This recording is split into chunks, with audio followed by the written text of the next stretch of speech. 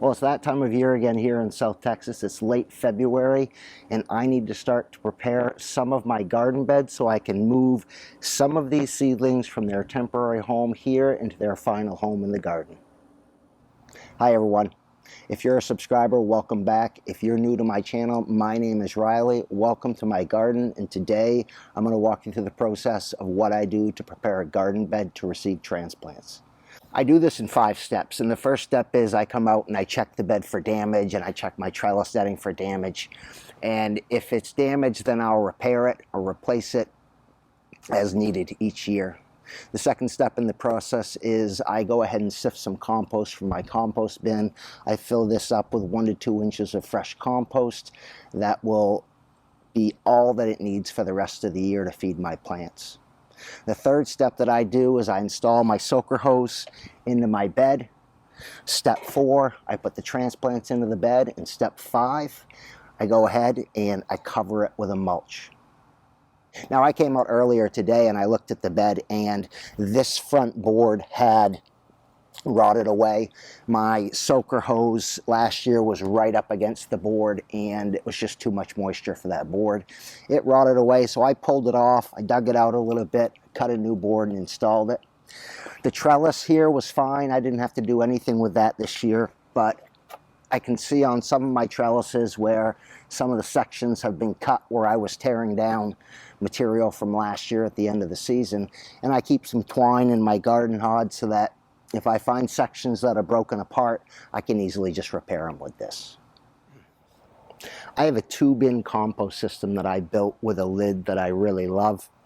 If I could give any advice for building a compost bin, no matter what design you choose, I would definitely put a lid on it so that you can prevent heavy rains from getting down into your compost. There's very few things worse in gardening than having compost that is completely soaked and rotting and smelling. You have to pull that compost out, dry it out on a tarp, and then put it back.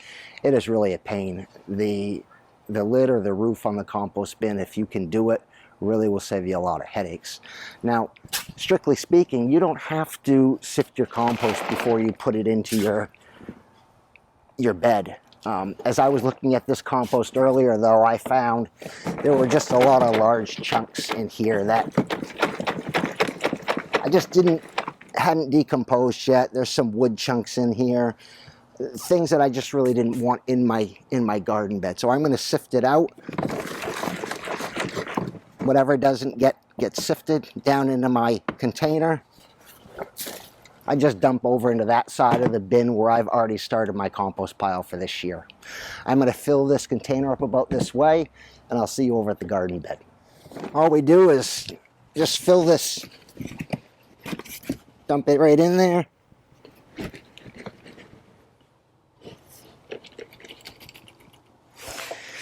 And level it out.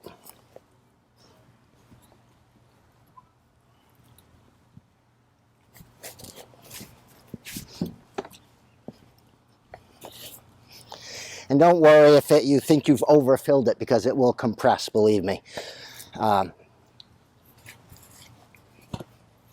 we go. Next step is to install the soaker hose.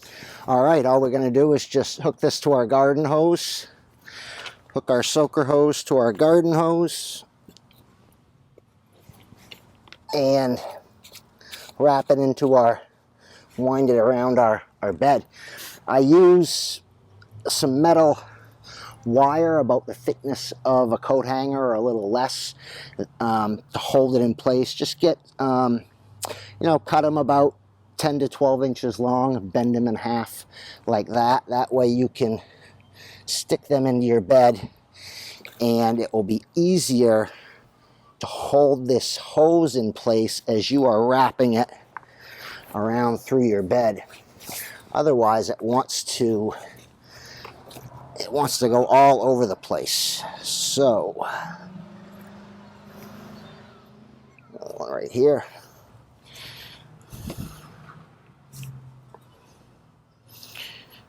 Right there. One right in the middle there.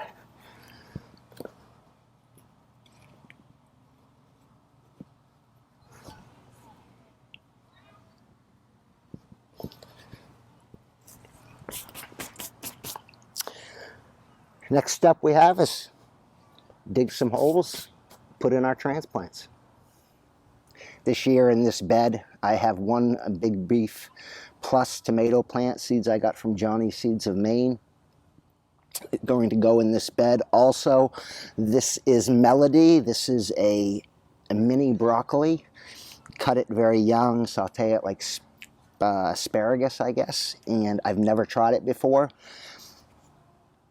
I know technically I shouldn't be planting my broccoli besides my tomato because the broccoli is a heavy feeder and it will take nutrients away from the tomato plant, but this is the space I have this year, and it's mini broccoli, so let's give it a shot anyway, see what happens. Now with tomato plants, you want to plant them as deep as you possibly can. However, this is a very shallow bed. These are 2x6 boards, so it's only 5.5 inches deep, and I can't go too deep with this, so I went as deep as I could. I'm going to put a little bit of water down in the bottom of that planting hole and take my Big Beef Plus out, plop it right down in there, and then I will backfill it with the material that I dug out of here.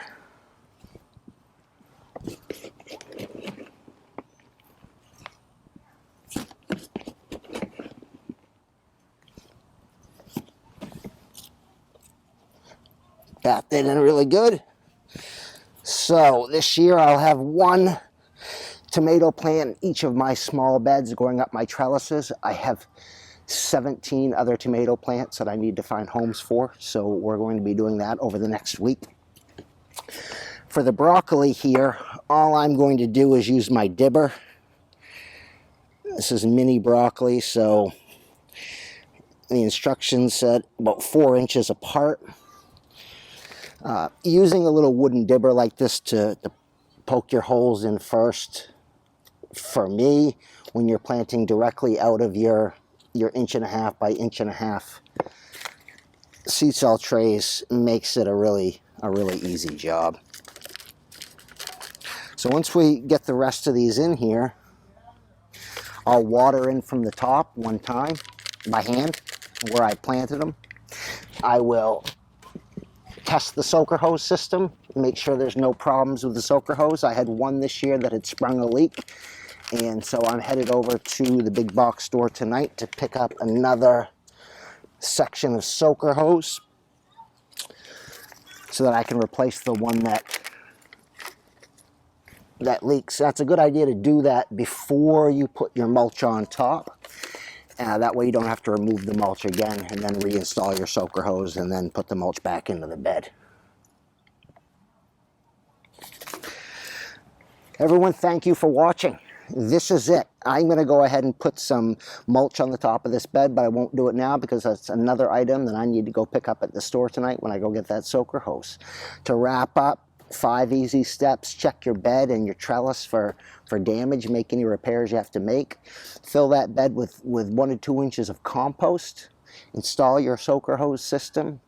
Dig your holes, put your transplants in, and finally test that soaker hose system. Everything's okay. Go ahead and put your mulch on top. My name is Riley. Thank you for visiting my garden.